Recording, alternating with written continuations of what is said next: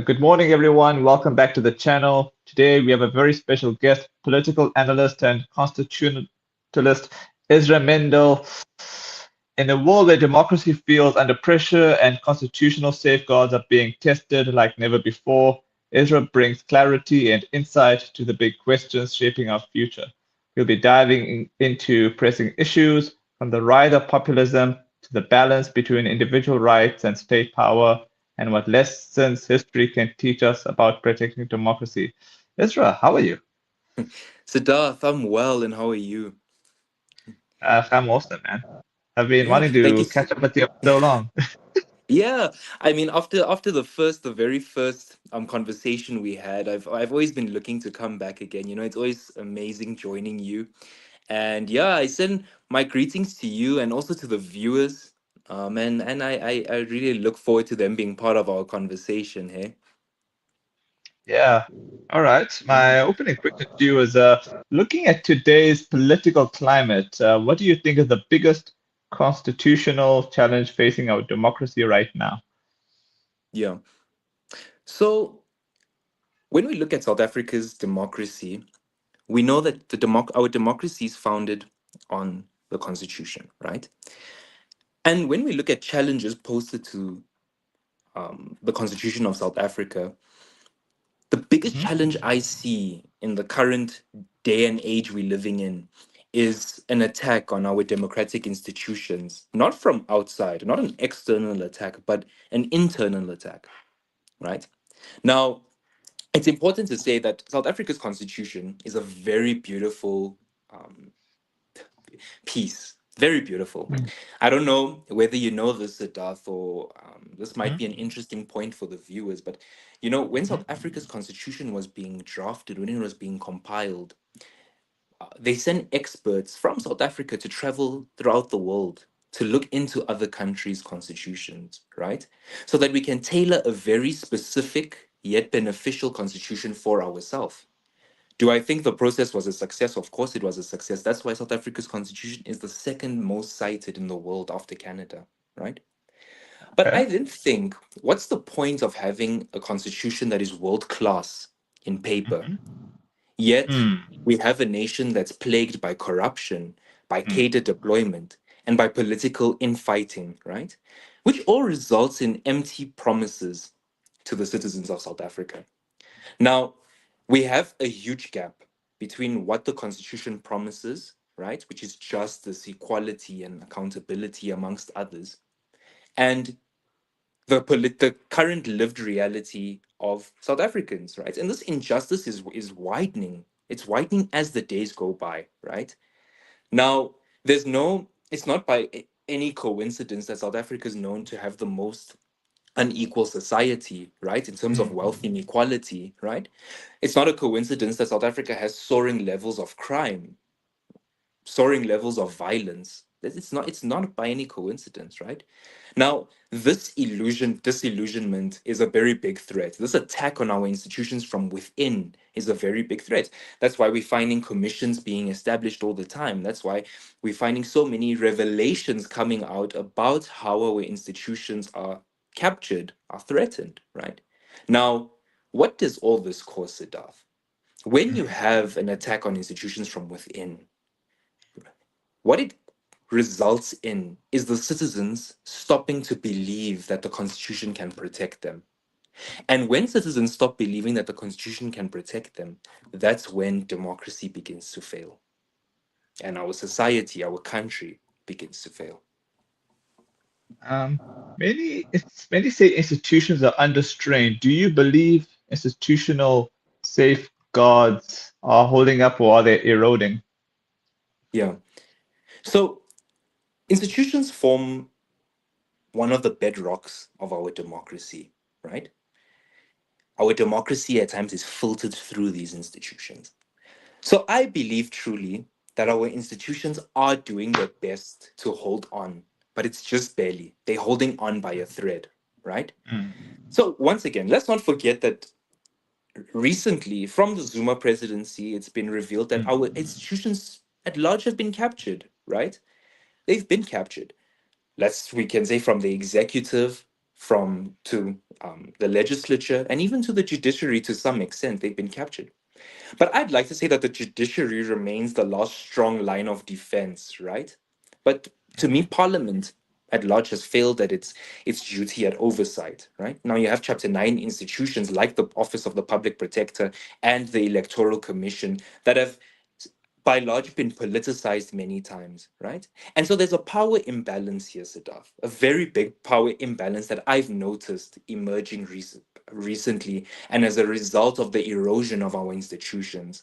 And this power imbalance is selective application, right? Which means that as a citizen, I see the law applying to the elite and the powerful in the country differently from the ordinary South African citizen, right?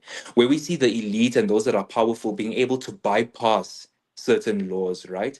Laws then work in favor for them, but in terms of us, the weak, the ordinary citizen, we face the full impact of that law. And it's unfair. It's unfair in a country where you have the powerful not being prosecuted similarly to the ordinary South African citizen, right? So the laws need to be applied equally to the powerful and to the ordinary, right? And this is the importance of having strong and unbiased institutions in place, right? So once citizens believe safeguards only work for some, then they stop working for all essentially. So yeah. All right. How do you view the balance between individual rights and state power in the context of recent global events? Yeah. So the conversation of individual rights and state power is a very interesting one Mm, to look at, right? Now, when you look at the work of John Locke and everything, we understand the social contract, right? The social contract between us as citizens, the individuals, and the state and the government at large, right? Where we as the ordinary citizens, we as the citizens legitimize the government, right? That's by our election, we legitimize the government and in a sense give them power, right? Now, when you mention global events, I think, for example, and this is where it became apparent to me, is COVID-19, right? We know COVID-19 rocked the entire world, right? It crossed borders. It had no bias, whether you were a wealthy, developed state or a poor state barely functioning, it equally rocked both sides, right? Very unbiased. Now, in South Africa, for example, we've seen how the state claims extraordinary powers, right? So during COVID 19, during the July unrest, and even in ongoing debates on surveillance and policing, um, we see that basic things, right, are the ordinary citizen is not really being provided with basic safety, right? There's no safety. We left exposed at times, right? Now, this balance has been tilted, for example, towards the state, right? Without any accountability, right? So citizens yeah. surrender rights in the name of stability, yet the state doesn't fulfill its side of the bargain, right? So this creates resentment and mistrust, which is dangerous in a country that's already fractured by inequality, right? And we see this in recent years. We see this even with the election. The state basically does not have the trust of citizens, right? Now we have a government of national unity that was scrambled together, and sometimes it feels like the government of national unity, the national unity is even gonna break apart. Why? Because essentially there is no trust by us as citizens of the country, right? And that's it, right? We've legitimized the government to govern, and though we've given them that right, sometimes you sacrifice your rights, yet the state doesn't reciprocate it. The state doesn't protect. The state doesn't provide. And that's the problem I feel with the current way of politics in South Africa. It's just very imbalanced, disproportionate. Yeah. What lessons can current leaders learn from constitutional crisis of the past? you know, I love looking at I like looking at this type of question again, not even going far, right? Let's not even go to 1994. Let's just go back a few years and probably a few months, right? So I always say in South Africa, our history is clear. So that it's very, very clear, right? Once a leader believes that they're bigger than the constitution, then you Mm. know we have ended up in a crisis, right? And that is clear. History has shown us, and we are living it every single day, right? Now, let's think of Nkandla, right? Let's think of state capture, all within the Zuma years, and all the other things that happened within the Zuma years, right? Every time the constitution was bent for political expediency, the citizens paid the price. And that's just the relationship that it has, right? When you think a leader thinks they're bigger than the constitution and they do as they please, the citizen at the end of the day bears the brunt of that, of the consequences for that decision, right? So the lesson leaders can learn today, for example, is quite simple. Short-term political gain achieved by undermining the constitution always and always will lead to long-term instability, right? So a decision Zuma made, for example, or state capture decisions that were made resulted in a lengthy process of trying to unwind what was done, right? Think about all the taxpayer money that went into that. It's unfair, and we will always bear the brunt for that, right? So what I'm simply saying is that the rules aren't necessarily to limit democracy, right? It's not limiting democracy, but it's to preserve democracy, right? So I think, and I've been always vetting that South Africa needs to enter into this new era where we breed new politicians, right? An era of breeding new politicians who value moral and ethics over political allegiance. And we've seen this time and again that politicians will at times neglect their moral duty, their constitutional duty, just for the sake of political allegiance, just for the sake of pleasing their party. Now, I think about this. I remember not so long ago in Parliament, they were basically doing a vote on an inquiry into the Palapala scandal, right? Now, I quite vividly remember that when members of parliament were verbalizing their vote, you had the entire ANC top brass, and to a larger extent, majority, like an entirety of the party, saying, as a disciplined member, I even remember one minister in the ANC said that as a disciplined member of the ANC, my vote is no, no to the inquiry. And one after the other, the no, no, no, no, no vote came. And then I remember Dr. Nkosazana Dlamini Zuma stood up and she was like, I'm going to rebut that. Then she said, as a disciplined member of the ANC, I vote yes, yes to the inquiry. Now, Siddharth, as a viewer, I was shocked. I was like, what is going on here? I didn't expect that, right? And even you had people from the EFF and other parties even giving her an applause. That's what I think we need as a country. Politicians who aren't afraid to step out of party lines, but who value morals, who value ethics, who value the constitution above anything else, right? And that's the lessons I think we can learn, right? Now from the constitutional crises of the past.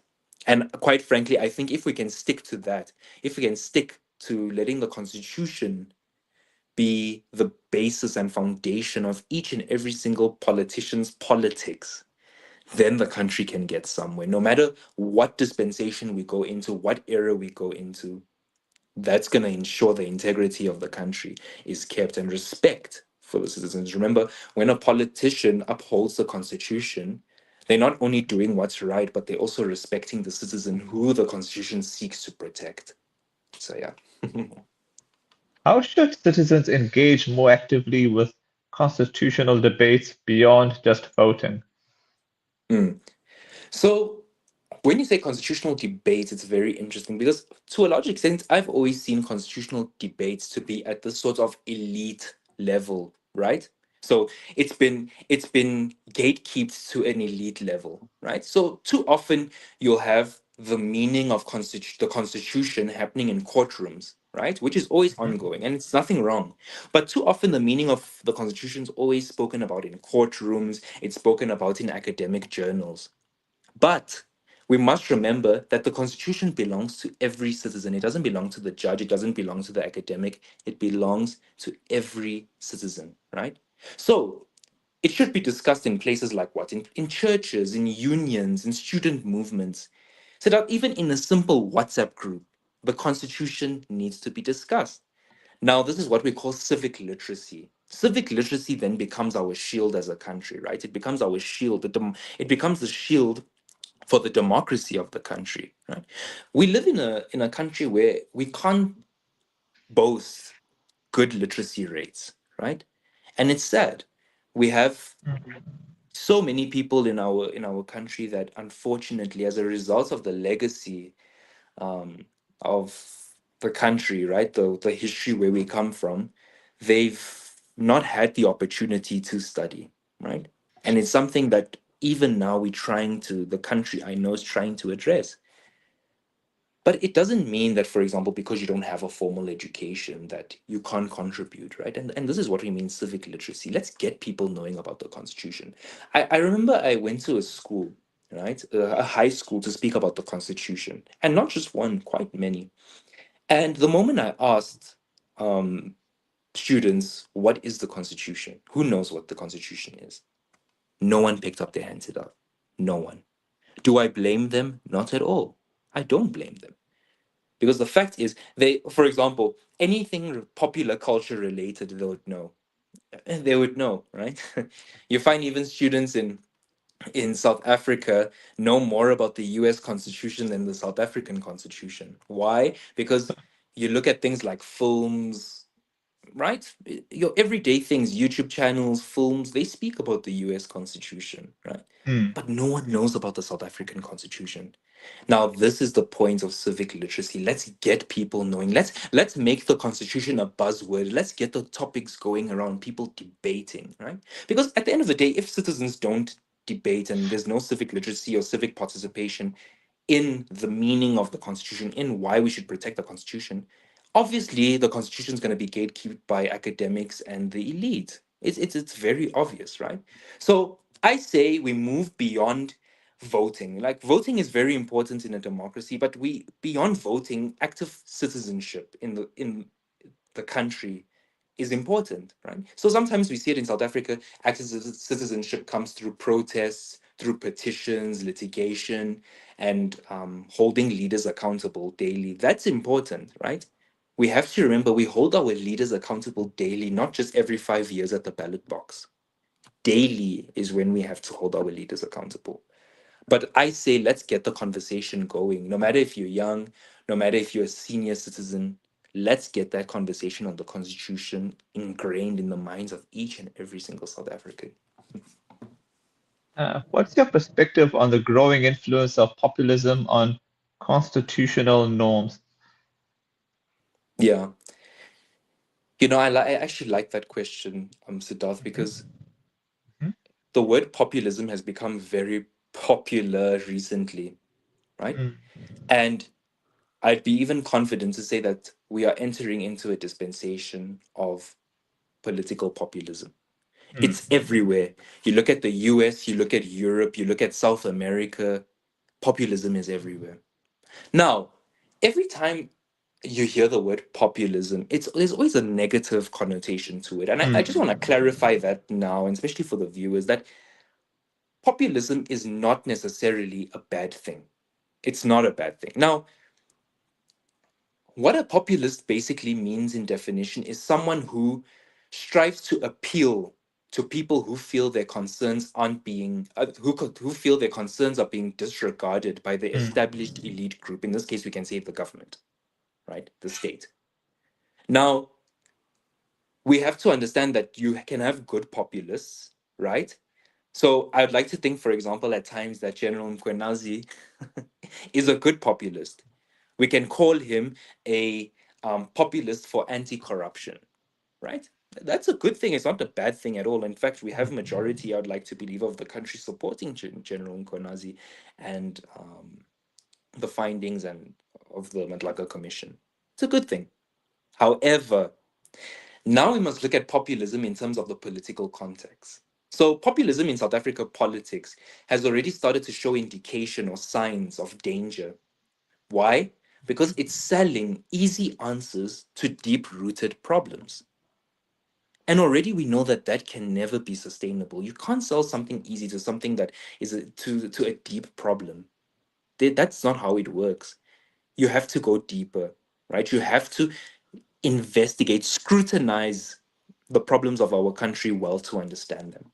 So you have populist leaders. I'm not going to mention names, but you have populist leaders, for example, who undermine checks and balances, right? To of the country. Checks and balances, which by the way protect citizens, they undermine, right? So they question the independence of the judiciary, they scapegoat immigrant migrants. That's a big one that's coming up now, right? We find migrants being targeted, being used as scapegoats for many of the issues that the country's facing, right? They attacked chapter 9 institutions, undermining these institutions. Now, populism in this sense, in this negative sense, corrodes the constitutional norms. It corrodes it by painting them as elite obstacles, right? So once citizens then buy into this narrative, democracy becomes disposable. But you see, Siddharth, that's why I love your previous question, because that's why it's important that citizens, civic literacy is a big thing. Because then you don't just buy into anything any random politician says. Now, again, it makes me think: is the foundation of people's political thought for the country the Constitution, or do they herald a politician above the Constitution? Because in this case, then there's something wrong. If we seeing the politician, what the politician's views, any view that the politician has as becoming that important over the Constitution, then I think our democracy is really failing, or it didn't achieve what it was intended to achieve, or it didn't intend what the authors of the Constitution intended in the first place. So yeah. If you could propose one constitutional amendment to strengthen democracy, what would it be? Sure. That's a very good question, Siddharth.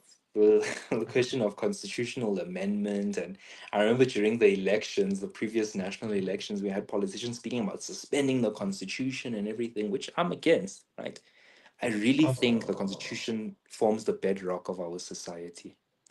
Now, when you're speaking about amendment, that's a very good word to use. Now, we must remember the constitution was compiled, right? It was established in a completely different time than we live in today.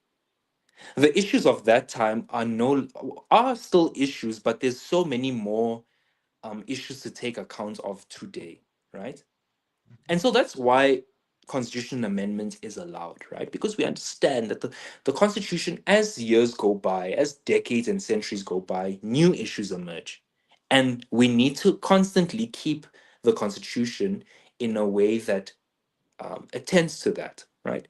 Like I saw verdicts yesterday being reached by the constitutional courts on fathers also being able to share that leave with mothers when their child is born.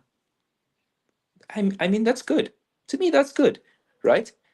Now, a constitutional amendment, I would probably have to push if I could. Well, I can, right? Every citizen has the right to.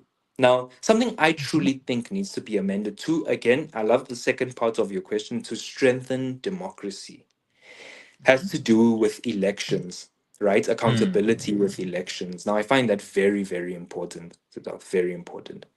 So, right now, we have a system that gives citizens the power every 5 years at the ballot box to determine who they want to lead the country, right? That's the system we have in place. But what about between now and the next election? What power then does the citizen have? Very little, right? Now, Once leaders are in office after the elections, they can survive scandal after scandal. I mean, look at Nkandla, look at state capture, look at Palapala, right? Leaders can survive. It's not a hard thing to do, right? They Mm, have until a whole new election to remain in power, right? Because why is this? Because the constitution currently is not giving enough power to citizens. It's not giving citizens that those direct mechanisms to recall or discipline members of parliament or even the president, right? Before waiting for the next election, right? So, in my view, South Africans can't wait. I think it's pure logic that we can't wait for 5 years to go by while leaders loot or collapse institutions, right? Institutional integrity is mhm, important. It's basically literally looking at someone daily destroy your country. We can't wait 5 years to do this. So, I would probably suggest that we rebuild trust in our system, in the systems of our democratic systems, by pushing forward amendments that will empower citizens to initiate recalls of members of parliament and the presidents, premiers of provinces, and even the president if they breach constitutional duties, which I think is very valid, right? And this, for example, will also limit impunity for corruption, right? By tightening clauses around political immunity, and it essentially ensures accountability is a swift thing, right? Not just drag it out for years, right?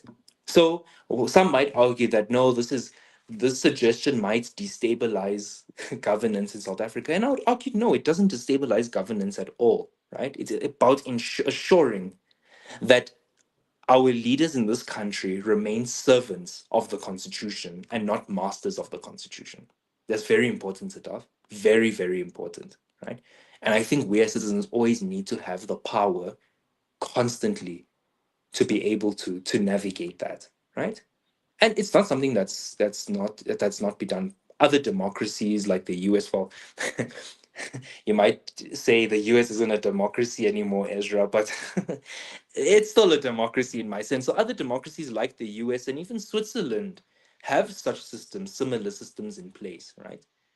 And when I look at the history of our country, the history starting from yesterday going back, I just see South Africa having a huge history of betrayal by elites. Big time. Big time. And it hurts as a South African. We've been betrayed by our politicians. We've been, not all, but we've been betrayed by our leaders, right? And so for me, if there's an amendment that needs to be urgently made, this would be one of the amendments. I'm not saying this is like the most pressing, but it is very important for us as a country to for us as citizens to be able to maintain that power throughout, not just every 5 years. Yeah. How do you see international law and constitutional law intersecting in shaping national policy? Sure. Look, when you speak about international law, the difference is quite nice, and Mhm, I must say South Africa's diplomacy is in the recent years, especially now in the Ramaphosa presidency, we've been very vocal on the international stage. Siddharth, you as well as the viewers would have heard all the time Palestine, right? We comment mm, on Palestine, right? The ICC, the ICJ, right? Or even climate change. We're very vocal, right? We bring out the Geneva Convention and we state international law and we say this party's in breach, this party's in breach, etc. But to me, I ask, what's the point of doing that on an international scale if there is clearly a hypocrisy the state is portraying? Because the hypocrisy is that we defend international norms abroad while failing to live up to our domestic laws in reality. It's very clear. So for me, my question is, why does the state continue to put on a facade? Yes, it's important that the state speaks to international issues, right? But I don't find what the point is if the very leaders that are speaking to those international issues are the same ones that are neglecting their own citizens at home.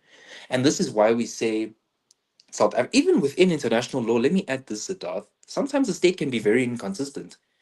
We mm. speak to Palestine, yet we find that in issues like Ukraine and Russia, we're very silent. Hmm. So again, does that mean we have to start revising our international relations as a country? We might have to, because we can't carry on with this inconsistency. But again, my pain, like I said, is that we can speak so freely in the international stage, but when it comes home, when it comes to home, we are the most unequal state in the world, Siddharth. That's scary. That's Yeah. scary. Our violence record is terrifying, terrifying. But then what we get, a deafening silence from our leaders, right? And the two are connected. International law and constitutional law are connected, right? Now, our credibility on this world stage depends on whether we respect our own constitution. Otherwise, you're not credible. You can't champion human rights in The Hague if you're gonna keep quiet or ignore human rights when it comes to issues like Marikana or even the simple small service delivery protest that happens daily in South African communities. How does that work? Hmm. So I think we really need to revise what we're doing. We need to stop being loudmouths. Yes, be vocal for issues, right? Be vocal for moral issues, right? But make sure you're practicing them. Otherwise, you become an an I don't know. Otherwise, you just become a blabbermouth. Otherwise, you become a broken record, right? You this huge vessel that's just hollow within, and that's what I would really suggest the state starting to look into. Yeah. All right. My final question to you, and then I'll get to the comments, is what gives you optimism about the resilience of constitutional democracy in these turbulent times? Yeah. Well, what gives you resilience at the end of the day is the South African citizens themselves. I mean, at this point, we're not even looking to the politicians. We're not looking to anything. We're looking at the South African citizens, right? How strong. And I must say, Hmm. Siddharth, I praise South Africans because South Africans are very strong. South Africans, even in the face of tremendous adversity, even though sometimes within we have so many internal disagreements, sometimes we feel like such a fractured society. Yet, in issues like this, turbulent times, we tend to show some form of unity. And so I really credit South Africans themselves. What gives me hope is the South African citizen themselves, right? So people still protest, right? It's not easy. As I said, daily you have service delivery protests happening everywhere, right? But these things are to hold our leaders accountable. Now, our courts, I also praise because our courts have struck down abuses of power. Civil society, to me, is the strongest than it's ever been before, and they're very fierce, a very fierce force, right? And the young people are finding their political voice daily, right? Every day I'm seeing young people speaking about political issues, right? We're getting that voice, we're getting young people to be more politically attuned, and that is good, right? But the resilience of our economy, it doesn't lie in the skyscrapers of Santon Siddharth. Sometimes it feels like that. Sometimes it feels like the people in the skyscrapers of Santon are the only ones that have a voice, right? Doesn't lie there. It doesn't lie in Yeah. Lutuli House. And it even doesn't lie in Parliament, right? But the ordinary people, again, the ordinary South African is where it lies, right? When the ordinary South African refuses to see that the constitution be destroyed, right? Now, we have to create as citizens that good stubbornness, a good stubbornness, right? That refusal to give up, right? To give up on the constitution, that becomes our greatest safeguard, right?